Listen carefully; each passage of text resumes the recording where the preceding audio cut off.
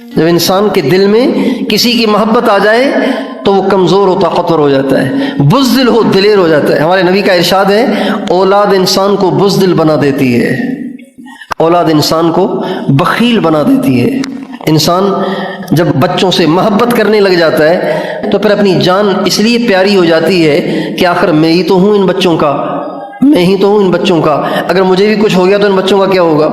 اور بخیل بھی ہو جاتا ہے، پہلے مال خرچ کرتا ہے، اولاد آ جائے تو پھر مال خرچ کرتے ہوئے کتراتا ہے کہ بچوں کو کہاں آئے گی۔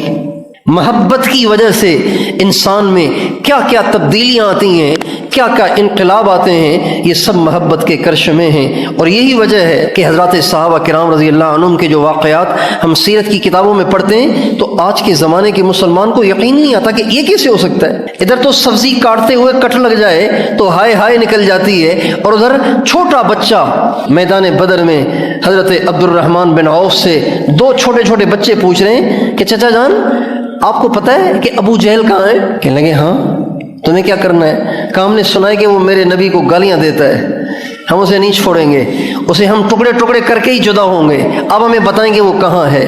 تو کہنے لگے کہ وہ سامنے ہی صفیں سیدھی کر رہا تھا، شور مچا رہا تھا، گرج رہا تھا، میں نے اشارے سے اس کو ان بچوں کو بتایا کہ وہ کھڑا ہوا ہے ابو جہل۔ وہ کہتے ہیں دونوں چیل کی طرح سے بھاگے اپنی تلواروں کو لیے ہوئے، اور دونوں کے دونوں ابو جہل پہ ٹوٹ پڑے، اور ان دونوں نے ابو جہل کو اتنا مارا کہ اسے گرا دیا۔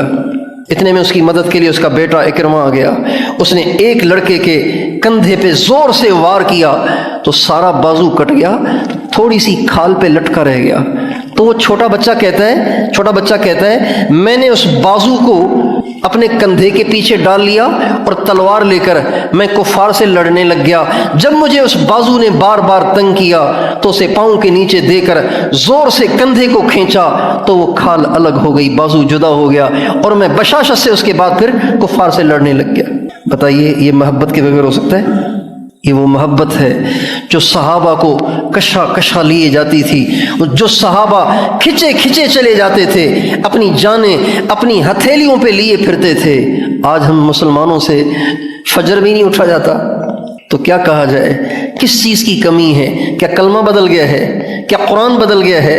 کیا احادیث بدل گئی ہیں؟ کیا نبی کے ارشادات بدل گئے ہیں؟ نہیں میرے دوستو، وہ اندر میں جو کرنٹ تھا حضرات صحابہ کرام کے اندر میں، محبت کا، عشق کا، اللہ اور اس کے رسول سے لگاؤ کا، اس میں کمی آ گئی ہے، اس لیے فجر میں نہیں اٹھا جاتا۔ پکے پکے تہجد گزار بھی گرمیوں میں تہجد چھوڑ دیتے ہیں، سردیوں میں پڑھتے ہیں، اس لیے کہ سردی کی راتیں لمبی ہوتی ہیں، جون جولائی میں تہجد نہیں پڑھی جاتی۔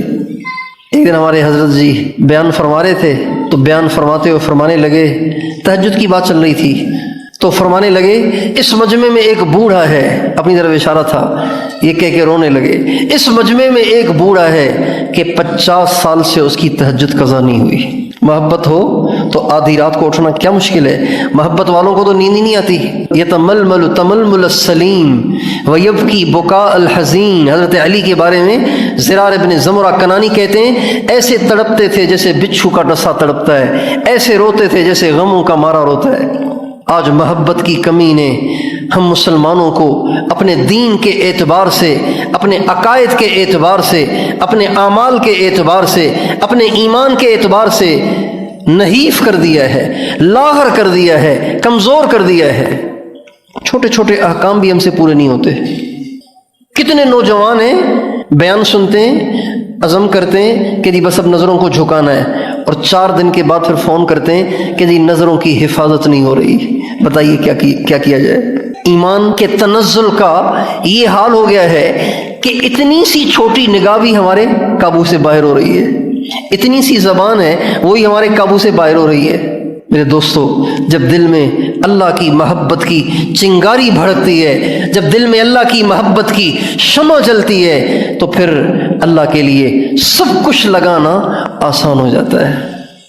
سب کچھ لگانا، جان بھی آسان ہے، مال بھی آسان ہے، عزت بھی آسان ہے، اولاد بھی آسان ہے، بیوی بچے بھی آسان ہے، گھر بار بھی آسان ہے، سب کچھ اللہ کے نام پہ لگانا آسان ہے۔